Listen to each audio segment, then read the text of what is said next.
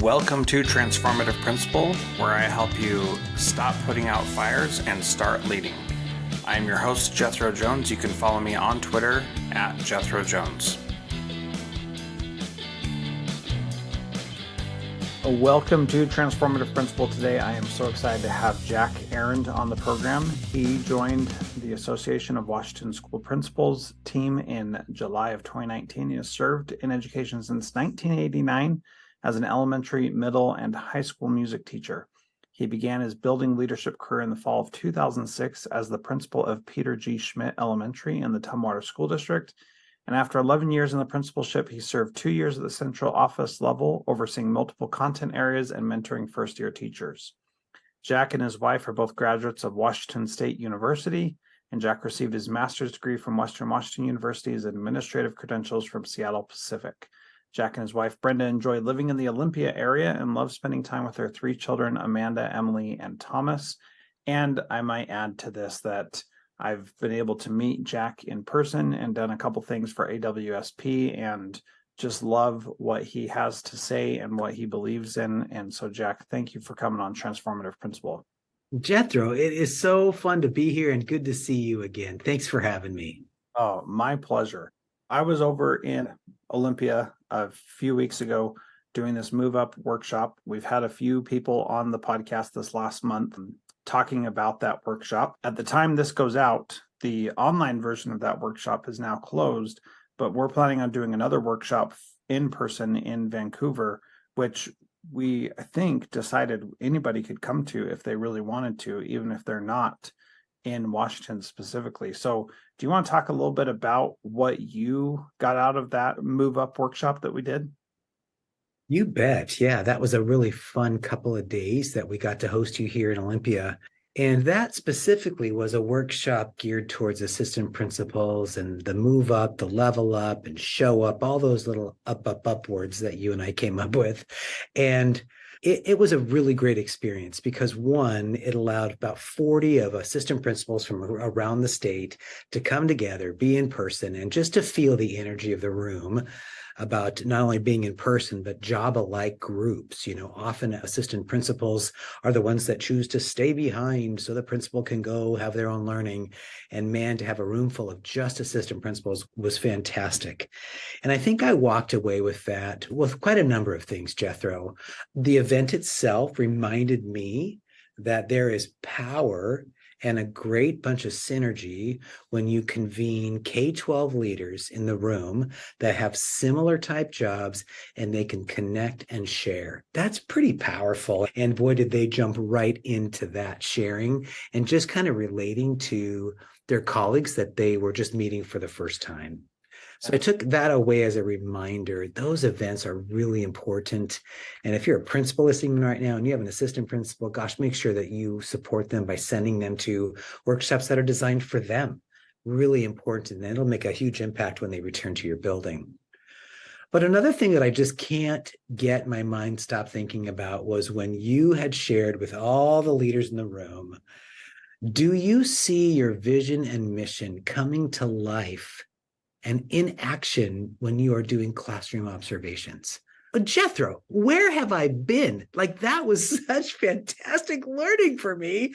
And I remember talking to one of my colleagues as we were listening, you went, well, that I would have liked to have known 15 years ago. I wish I would have connected those dots, because we all in Washington, as you know, we all have these instructional frameworks that districts can pick from, one of 3 that our state provides. And then we all get deep training on these instructional frameworks. And that's what leaders look for in the classroom. But gosh dang it, why aren't we also looking for the vision and mission of our district or of our building coming to life in everything that the teacher does? Love that learning. And I've just been reflecting on that ever since. In fact, I shared it today with a group of leaders. And so, yeah, really, I love that. I took away many things, a lot about the AI stuff that you shared with us, a lot about making sure your leadership team aligns together with your thinking and your goal setting and your strategic plan. But the vision mission being active and really present in classroom instruction, that was huge for me. Yeah, I think that takeaway is so valuable and really changes what you do in your school on a day-to-day basis. Because Mhm. if you can say, I see that you're meeting my vision, not only does that help people feel like they're contributing, they're part of the team, they're in it with you, but it also helps you be clear about what really matters. And Yeah. Yeah. it's ridiculous that we give so much power to these people who created the frameworks in saying what should be happening in our schools, when it's like, I know who my people are and I know what we need. Let's focus on what we're doing. And that just makes Yeah. a big difference. So Yeah. um, Love that. so one of the responsibilities that you have at AWSP is over professional learning. Why don't you tell us about your experience with that and what you see as needs for principals as they do their own professional learning? I mean, one of my core tenets is that nobody cares about your professional learning as much as you personally do. So you need to be in charge of it, pay attention to it, and be there for it, because nobody else is going to take care of you in that way. And that's how I started this podcast. As many people know, I did not like the professional development that I was getting. And I said, I'm going to find something better. I'm going to go interview principals who are doing great things. And Mhm. now here we are. This is episode 531. So that Wow. was a lot of interviews ago that I started thinking that way. And it's really served me well in my life. Wow. Well, I'm quickly going to rename the number of this 530 wonderful episodes. Here we go. So anyway, yes, I have a great job here at AWSP and I get to work with the professional learning team. I work in the Olympia office, but we have some associate directors that are peppered throughout the state, Spokane area, Walla Walla, and even the greater Seattle area. So we all work together towards making sure we're providing some relevant professional learning for school leaders. So I don't know, this is my year 4 in this gig. And here's what I've come to realize: professional learning is self-care. Professional learning is self-care for the school leader because they rarely take time to dive deep into what they need to learn, want to learn, should be learning, all of those things. And so one of the people here at AWSP, her name is Ross Thompson, she introduced me to the phrase, if professional learning is your self-care, self-care is how you get your power back. And I love that saying because we're all running hard, right? Every school leader, every teacher, we're all just running hard.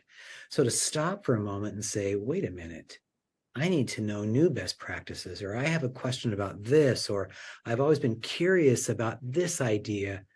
That's when your brain's telling you, you need some time for yourself to do some new learning. You got to excite your brain and thinking and vision with some new things. So at AWSP, we are just so thankful of the learning that we get to provide to principals and assistant principals across the state. And it really starts with what we say, from aspiring to retiring. Like, we are going to help you learn when you are in that, gosh, do I want to be a school leader, all the way up until the last year before you decide to hang it up. Because everybody's working on something. Everybody has something new to learn. And in that new learning can go back to their buildings, to their departments, to their whole district, and make sure that now we're continually refining the focus of great instruction, great culture, all these things in service of kids.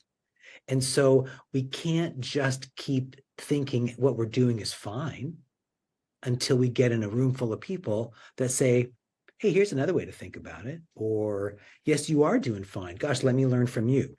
So I'm not sure if that really answered your question, but one of the things that I just love about this job is providing new ways of thinking, reminding leaders of the awesomeness of their job and that school leadership matters. It matters a lot.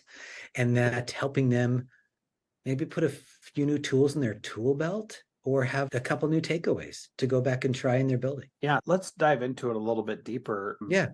How does someone take control of their own professional learning, and how do they Mm. set up their school so that they're not only learning on the nights and weekends? Because that's not, like, giving yourself more work to do on the nights and weekends is not self-care, right? No. So how do you make it possible for you to step out of the building and go to a learning opportunity or informally do something? I've got a great story about that I'll share after you Oh, give some yeah. information. Sure. Well, I think for me and my thinking, it starts with, are there systems set up in your building, in your district, that allow you to leave? Are there systems set up where you as the school leader, the principal, the assistant principal, you can schedule an in-person professional learning and not feel guilty going to it because your building's going to be okay? We talk a lot about distributive leadership in the AWSP leadership framework. That is the only leadership framework that our state uses here in Washington.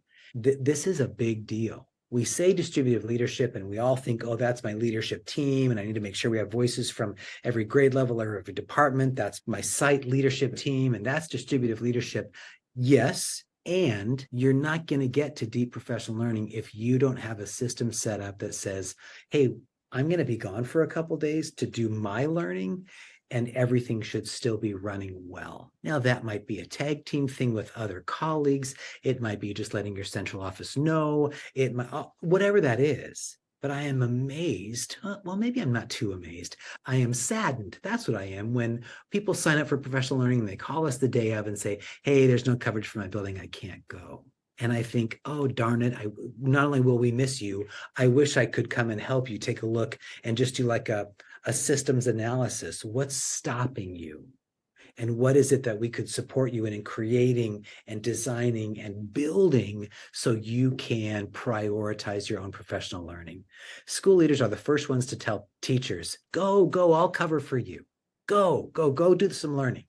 And we owe it to ourselves as the lead learner in a building to make sure that we get that same thing and same treatment. That's so important. Now, what I think most people, their first response would be, well, you could do that in the summer. You could do that on Yeah. other times. Why not just do that? Why is during the school year? Why does it matter? Oh gosh, so many ways that it matters. Yes, there's great learning that happens over the summer. And yes, that's when some national conferences are. And if you have the opportunity to go to that, go. But here's the deal. We have time off in our calendar. For some school leaders in Washington, it's the month of July that we need to really, really be off. We need to be off. We need to allow our body to rest, allow our brain to drift, and allow us to connect to the other things that make our life so rich. And it's not just that 1 month that we need that. We need that throughout the school year. But I think there is such power in attending professional learning during the school year, coming back to just an exciting building and implementing what you've just learned. Now, not the oh no, my principal went to professional learning type of response, but when you are in it and you're practicing it, you learn differently and you take in the information differently because you are living it right then.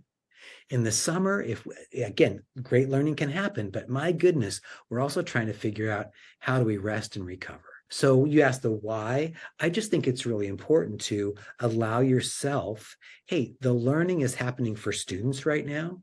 The learning for teachers happens during the school year, and it also can happen during the school year for school leaders. I'm glad you said that last piece because I think that's really important, that getting better at your job and improving yourself is part of your job as a leader. You have vacation days. You should use those vacation days for vacations, as should teachers as well. I'm certainly not saying that teachers should never take time off either, but we know the power of job embedded professional development that happens while you're actually doing the work. And it's valuable. It is really worthwhile to spend that time doing that. And like you said, as that is happening during the year, I've come back from conferences and said, I need to take things off my teachers' plates. Yes. I learned things that my district required us to collect lesson plans. And I came back from a conference and I said, guys, you do not have to worry about turning in lesson plans. This is ridiculous. If I can't trust you to plan effectively from the beginning, this is just not any good at all. So please do not submit any more lesson plans unless you feel like you need to, or unless you're on a plan of improvement that says you have to. You know? Exactly. And they probably wanted to give you just the biggest dang hug ever, right? Yeah. Because I think, again, professional learning during the course of the school year can kind of shake you out of the routine and really kind of say, wait, let me bring some common sense back to my job and the job of the people that I get to lead. And just because we can doesn't mean we should require a bunch of stuff. And Yeah. so it's that time to allow yourself to be reflective, which teachers and principals hardly ever allow themselves time to do that. So just the fact that you might be out of the building, possibly even out of the state, allows you some time to really reflect on what's currently happening and what would you like to have happen. Hmm. And it's different to reflect on that during the summer months when Mhm. nobody's in the building and nobody's there. And it's different to do that during the school year when there's hundreds of fires to put out. And my little catchphrase is stop putting out fires and start leading. And that's what we need to do is be leaders. And oftentimes we need to lead by example and say, I need to go learn how to be a better principal myself. Yeah, And yeah, that matters. So, what are yeah. some of the distributive leadership things that need to be put in place so that principals can do that? What are some tips and strategies that you've seen that work that people Mm. could implement, especially if you've already got this, it's probably pretty easy. But if you don't have it yet, it's a little harder to get that door open so that this can happen. What do you Mhm. suggest? Yeah, great question. There's multiple layers to this, but I think ultimately schools are big machines to keep running. And there's a lot of students walking the halls. There's a lot of staff. There's a lot of community. They're big machines, and it is no small job that they run so efficiently every day. It's amazing, really, if you think about that. And the school leader should not have to think that every single moving part is contingent on them turning the wheel. And sometimes we as leaders get into this, I need to do all this for my staff so they can focus on kids and they can do all of these things. And I need to do A, B, C, D all the way through Z. That's when I think we are missing a golden opportunity to allow other people to step up and try on some leadership things. Teachers are incredible and they want the best building. They want to work in the best building for the best leader and have the best teammates. And some of them, many of them, have amazing ideas of how it could be. So when we miss the opportunity to say, hey, I'm wondering if someone would be able to do blah, blah, blah. I'll use an elementary example for could someone else do the morning announcements? Oh my gosh, I would love to, right? Could someone else do this, or this? It doesn't always have to be the school leader. I fell into that trap my first couple of years. I thought I was there to take everything off the teacher's plate so they could just focus on students. Yes, and some of our teachers are really looking for that opportunity to lead in an area that's a passion area for them, whether that's sitting on a site leadership team or helping with the master schedule or whatever that might be. So when we don't offer up areas and jobs or responsibilities that help this big machine work, we're going to work ourselves into a frenzy because we got to make sure all the gears are running. When really, we can start to step away a little bit as leaders and have people that really are interested in trying something on for size or helping the system and let them take care of that. Which would mean if I have to be gone for a couple of days, I don't have to scramble the days before I leave, say, who will do the morning announcements? We've already got it figured out. We've already Yeah. got that figured out, whether it be your office manager or a food service person or a bus driver or any of the amazing classified or certificated staff. There's people there that want to help and that want to make sure the system runs well when you are there and when you're not. So I think that's the big piece for me. Like we need to not think that we have to do it all because we could be robbing someone of a really great piece of their job that would become high on the job satisfaction list. Oh, I get to do that. That's really fun for me. Yeah. So that brings up a couple of things. The first one is if everybody else is doing it, then am I really needed as the principal? Some people need to be needed, right? How do you address that piece that some people will feel like if I give responsibilities away, then I'm not necessary? Mhm. Well, it goes back to your awesome learning that you help people with about delegating, right? It goes back to that. And that's a great thing I took away also from the workshop. But I think If we miss the messaging that by other people supporting in different ways allows me to be in classrooms more, or allows me to help create more vision and excitement for a strategic plan for our building or how to, whatever that might be, then that's the right thing to be doing, because not one person can do it all. And wouldn't every single classroom teacher love a really meaningful observation and summary conference with their school leader? Let's talk about your teaching. Isn't that why we all got into this, right? Because we just want to get better. We want to do what we think is right for kids. And teachers look to colleagues and to their supervisor. Hey, how'd that go? Well, if I only have about 5 minutes to talk about that lesson with you because I need to go and make sure that, I don't know, I can open milk cartons in the lunchroom, that's great because opening milk cartons is needed, right? But wouldn't we rather have a deeper conversation? Yeah. And there's just simply too much for school leaders right now to have those in-depth conversations. And when I say there's too much on the plate of the school leader if they don't have some distributive leadership things set up. Not do my job for me. That's not what I'm suggesting. But can we make sure the system as a whole can continue to move and we have a shared responsibility to make sure that the machine keeps running regardless of who's at the steering wheel? So 1 year as a principal, I was working on developing a K-12 magnet school that our district was going to create in a couple of years. It ended up, because of COVID and other things, that never came to pass. But during that year, I was able to work every Thursday morning from wherever I wanted on developing this new magnet school. It was an incredible thing. And when I talked to the superintendent and assistant superintendent about it, I said, look, I'm going to need time to do this, and I'm just going to take Thursday mornings. That's going to be the time that I work on this, and the rest of the time I'm going to be at the school doing the job. But I'm not going to be disturbed on Thursday mornings. Nothing is ever going to come to me, and my assistant principal will be able to handle everything that happens during that time. And that worked out, and it was incredible. There was so much positive learning that happened in my life as a leader and as an employee during that time. We developed some really amazing systems and processes for bringing on this new school, and it breaks my heart that it didn't ever work. But here's the crazy thing. One of those days, my own daughter was at the school that year. My own daughter left without supervision, and the school didn't even call me and tell me that she was missing because they knew that I was not to be disturbed. And so they called my wife and told her. But anyway, she had left school and gone without permission somewhere else. And the fact that they understood that I was doing something else and didn't need to, that I trusted them to handle it, which was a huge part of it, that they didn't need to call me because they felt like they had the trust from me.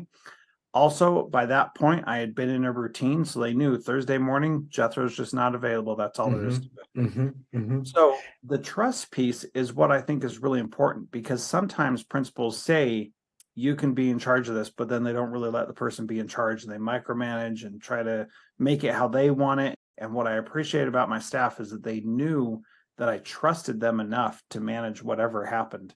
And so when I got to school and they were like, hey, your daughter ran away this morning, I was like, well, my wife already talked to me, so I know, but thank you. And thank you for not feeling like you needed to, like, you guys handled it, and I trusted that you could, and everything's fine. We don't need to worry about it. And I was like, just tell me what happened, because she'll never tell me. And she didn't. About that trust piece, how do you get your staff to feel like you actually trust them so that they can make those decisions and do those things? And then where do you draw the line? Oh, wow, there's the million-dollar question. Trust takes so long to develop. It can take so long to develop, and it can take a split second to break. I have heard someone say trust is like walking on a glass tabletop. So that you got trust, but boy, the minute there's a little crack in it, it's no longer the same. So how do you start that? I think it's just being real honest, and it's being very, very clear. You're not going to delegate away your responsibilities, but are there collective things that we could all be working towards that multiple people could support the effort in that? So the trust piece for me, Jethro, comes around in the fact that I don't want anyone thinking I'm trying to put things off that on my plate that should be on my plate. Not at all. I trust in these areas that more thinking around this is better than just mine. So let's come up with a system or a plan or a procedure or even a policy, if you will, that will help us move forward. That doesn't necessarily need to have a principal's credentials to do. And so then I think it's letting it happen. Like you said, the minute you want to start micromanaging stuff, no one's going to ask to support that anymore.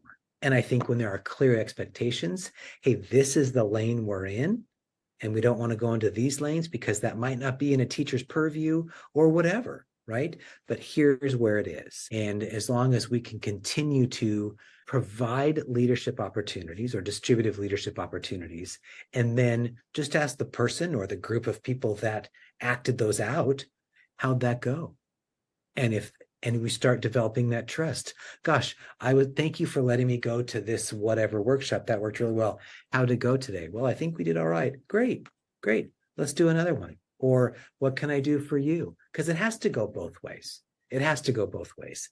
And setting that up is really, really about relationships. Yeah, I mean, if there's not relationships there, it's not going to work. yeah. I think that question of how'd it go is an incredibly simple but powerful question, because you're asking, if you just ask how'd it go and you let them tell you everything that you need to know about it, and then you say thank you and you move on, like that's incredibly powerful. That is so wonderful for someone to hear and to give a report back and to be able to say this is what happened, and then for you to say thank you and move on. And not, if they ask for feedback, sure, give it, but you probably don't need to give any feedback because they've probably already overanalyzed and saw everything about that they need to. And so going back to something simple like the morning announcements, if you are like, boy, the morning announcements didn't sound very good this morning, and what happened, that's a lot different than, you were in charge of the morning announcements, how'd it go while I was gone, thanks for taking that on.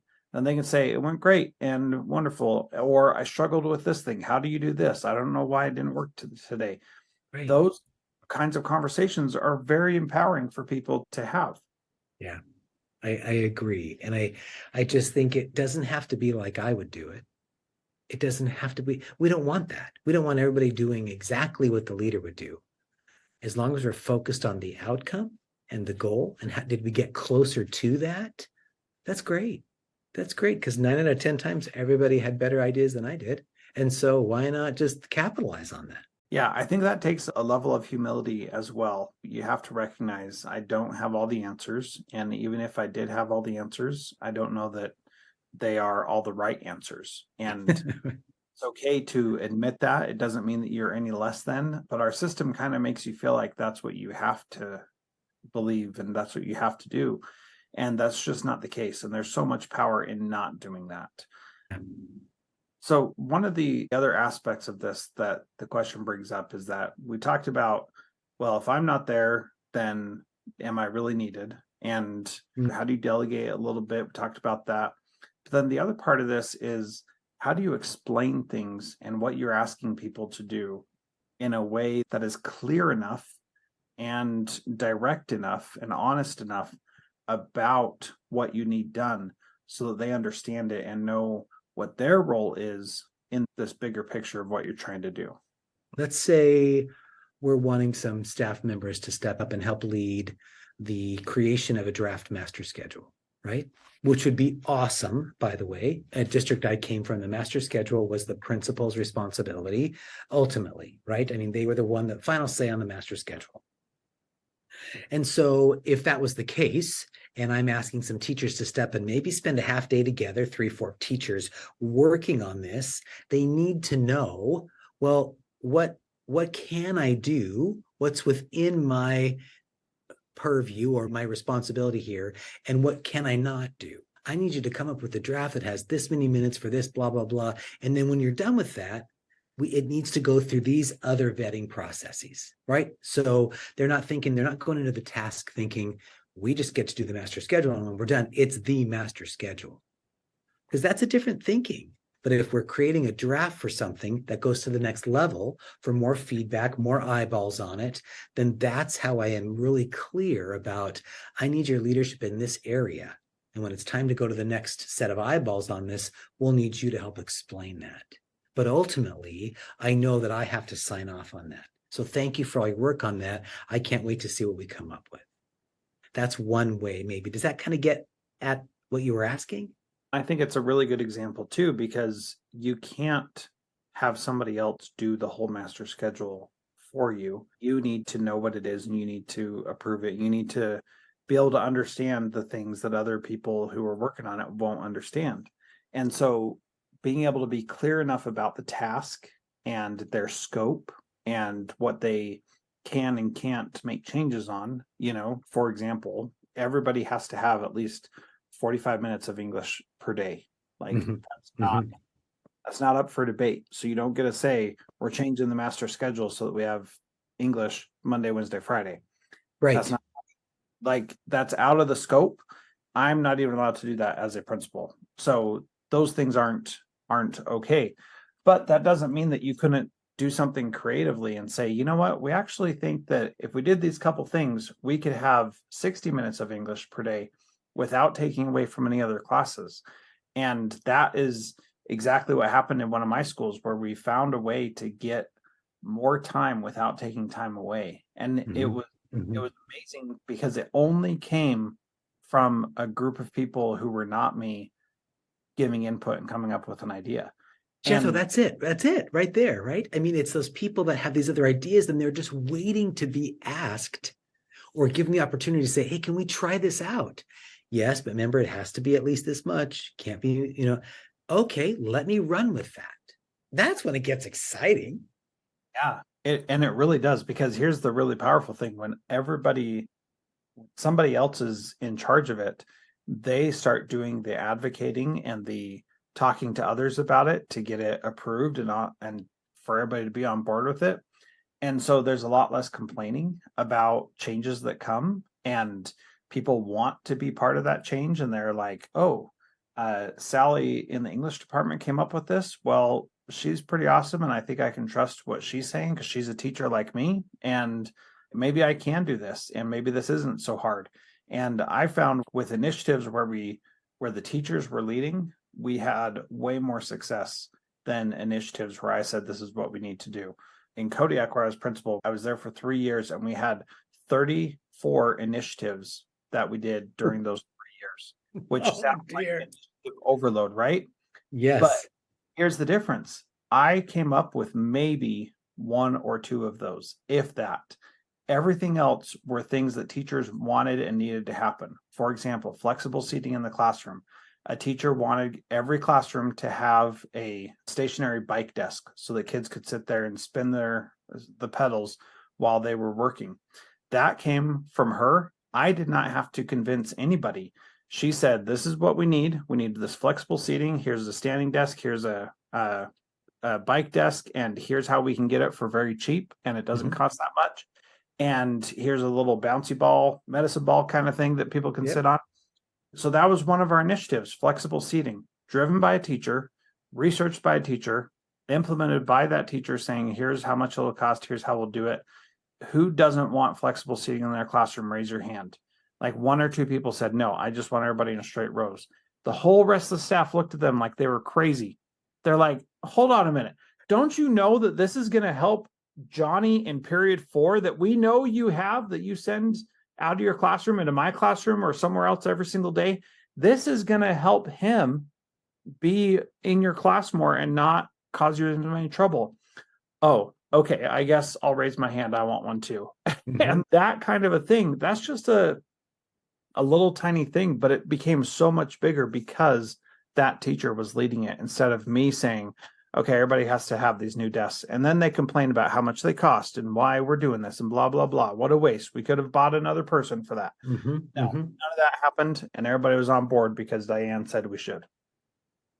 People want to know that they'll have the opportunity to share their idea, share their voice in pretty much anything. And I think part of distributive leadership, part of just leadership in general, is making sure that there are those opportunities, that people get to share and that their voice is invited in. That changes the game, right? Like you just mentioned, teachers came up with a way to get even more ELA minutes than what you might have thought of. Or, I mean, that just happens all the time because you and I both know they've developed a master schedule in the staff lounge over lunch. And they're just waiting to see if anyone in leadership is going to ask them about that because they've all thought it through. Yeah. And so when we do, they're going to champion the teacher that gets put on that little committee because that person's been listening. And then all of a sudden, the next thing you know, there's this great stuff that comes out of that because teachers are incredible. Yeah, absolutely.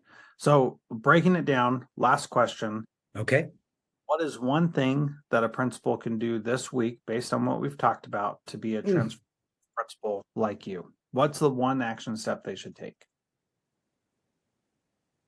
Oh, Jethro, I didn't know if I was ready for that one final question. Okay, here we go. One thing to do, I guess it always goes back to this for me. Get to know your people. Get to know your people. And that's more than just one thing to do this week, but it is 100% relational. 100% relational. You might not even know that a person out there would love an opportunity to serve in a certain capacity in your building until you get to know them. That can look like popping into their room. Maybe you haven't done it in a couple of weeks with no agenda. I always say this, if at the end of a school year, any of your staff members think you're a stranger, that's on you as the leader. That's on you. Yeah, that's powerful. So for people who are listening here in Washington and you want to serve, how do they get in touch with what you offer and what you're doing? Oh, great. So if you want to see what's happening on the AWSP professional learning scene, awsp.org will take you right to our website. Everything we offer is on there. Before we hit record on this, Jeff and I were talking about, I just finished an entire district crew of school leaders doing some customized professional learning. We do that as well, whether it's for whatever initiatives or leadership is complex. How do we break that down for an entire district full of school leaders? And then if you have questions about anything, it's just, I don't know, email me, jack@awsp.org. Hey, Jack, I want some professional learning on blah, blah, blah. Let's make it happen. Yeah. And probably one of the shortest email addresses ever. Right? In the history of my educational career. I mean, it fits on one line. Yeah, not at tumwater.k12. Right. So long. Whatever that is. All right. Well, Jack, it's been awesome chatting with you. Thank you so much for your time and for all the good work you do for folks here in Washington and beyond. Jethro, thanks for having me. We just appreciate you too. This was fun. Thanks. Edited by Gage Sanderson.